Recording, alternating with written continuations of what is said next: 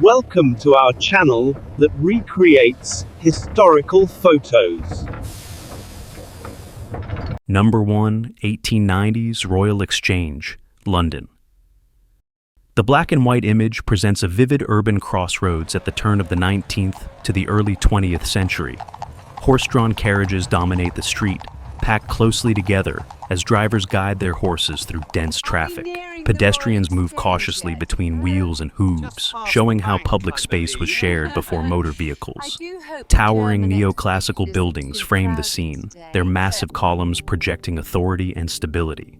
This monumental architecture contrasts with the restless movement below, emphasizing the tension between order and daily life. Men in long coats and hats gather, walk, and converse, suggesting commerce, governance, and social exchange unfolding at once.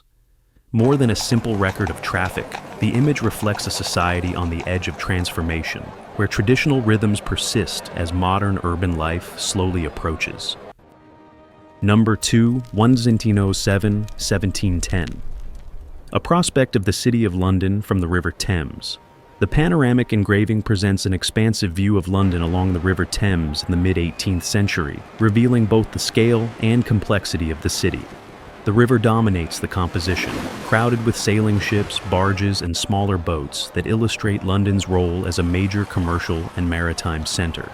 Dense rows of buildings line both banks, forming an almost continuous urban fabric, punctuated by church spires and towers. At the heart of the scene rises the great dome of St. Paul's Cathedral, anchoring the skyline and symbolizing religious, political, and cultural authority. The careful balance between water, architecture, and sky reflects the Veduta tradition, combining topographical accuracy with artistic clarity. Beyond simple depiction, the image communicates order, prosperity, and confidence, portraying London as a powerful capital shaped by trade, faith, and disciplined urban planning. Number 3, 1700s.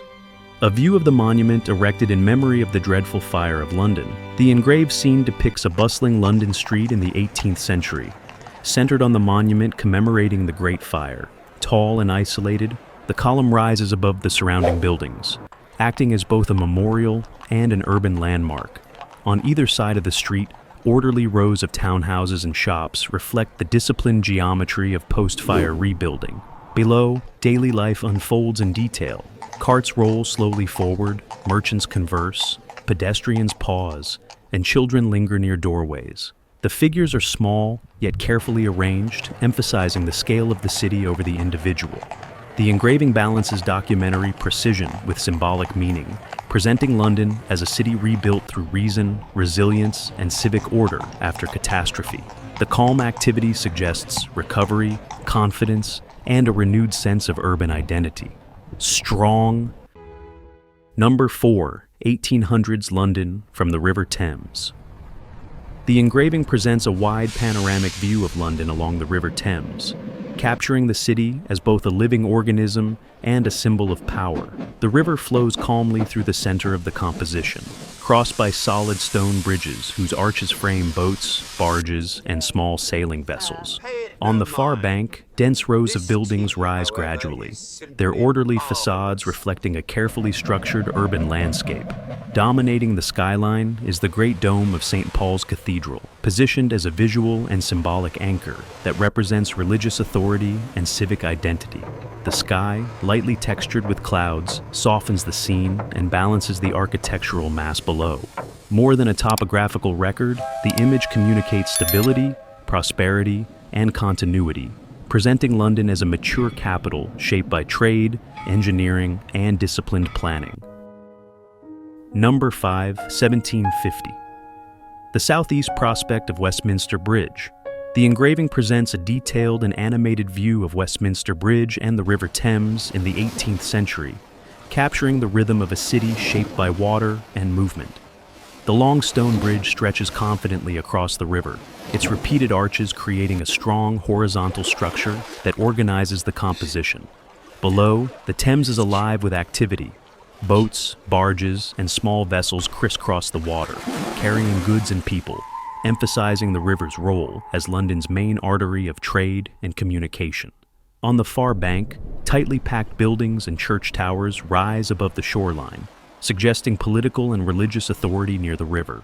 The sky, filled with layered clouds, adds depth and atmosphere, balancing the density of architecture and traffic below.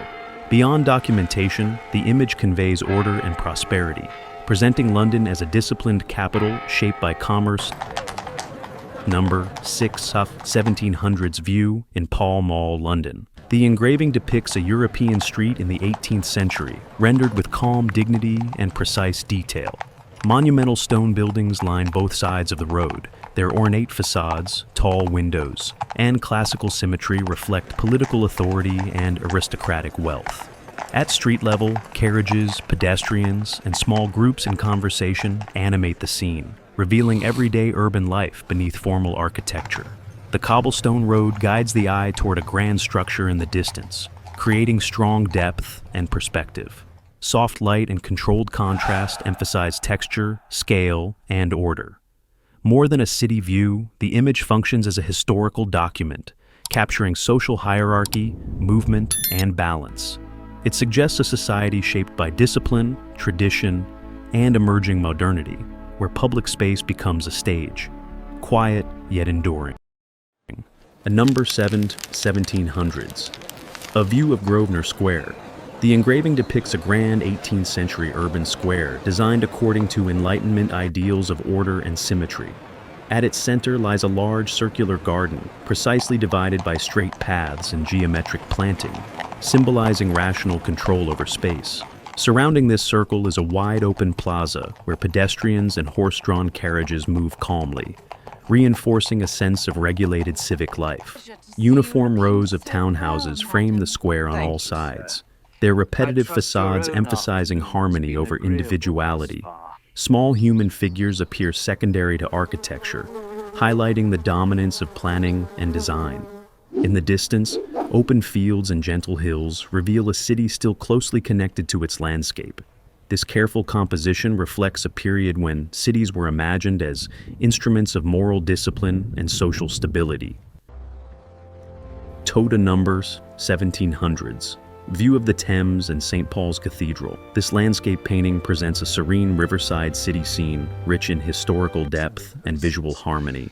The wide river stretches across the composition, reflecting a pale blue sky softened by warm afternoon light, creating a calm and expansive atmosphere. Along the riverbanks rise dense clusters of historic buildings, their varied rooftops, church towers, and a dominant domed structure at the center, signaling the spiritual and civic heart of the city.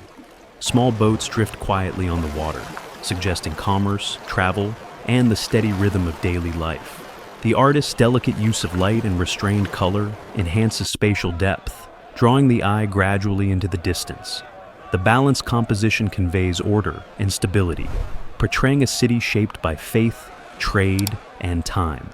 Rather than dramatic, the scene feels contemplative, inviting the viewer to reflect on continuity, human presence, and the quiet endurance of urban civilization across generations.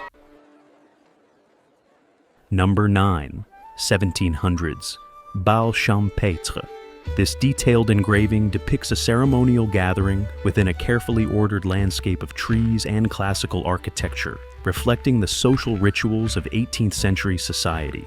A large crowd fills the foreground, arranged in formal groups, their gestures and clothing indicating rank, gender, and social roles. At the center, figures engage in a public ritual or procession, suggesting authority, discipline, and collective participation. The surrounding buildings emphasize symmetry and proportion, echoing Enlightenment ideals of reason and civic order. Tall trees frame the scene, softening the strict geometry of architecture and linking human activity with nature. Through precise line work and clear perspective, the artist leads the viewer's eye across the crowd and into depth. More than a record of an event, the image reveals how public space functioned as a stage where power, tradition, and communal identity were performed and reinforced through shared spectacle. Number 10, 1800s. A royal residence from Edward the Confessor to Henry VIII, the old Palace of Westminster, where the Houses of Parliament now stand. The engraving presents a historical reconstruction of the old Palace of Westminster, as it appeared from the medieval era to the reign of Henry VIII. Seen from an elevated viewpoint, the palace complex extends along the River Thames, highlighting its importance as both a royal residence and a center of political authority. Dominant Gothic structures define the skyline, with Westminster Hall at the core, surrounded by chapels, courtyards, and administrative buildings. The tightly packed roofs and towers suggest a self-contained world shaped by power, ceremony, and governance. In the foreground, the Thames mirrors the palace walls, emphasizing the river's role in transport and daily life. Created centuries after the original complex disappeared, the engraving combines historical research with artistic interpretation, offering insight into how monarchy and government shaped London's early identity.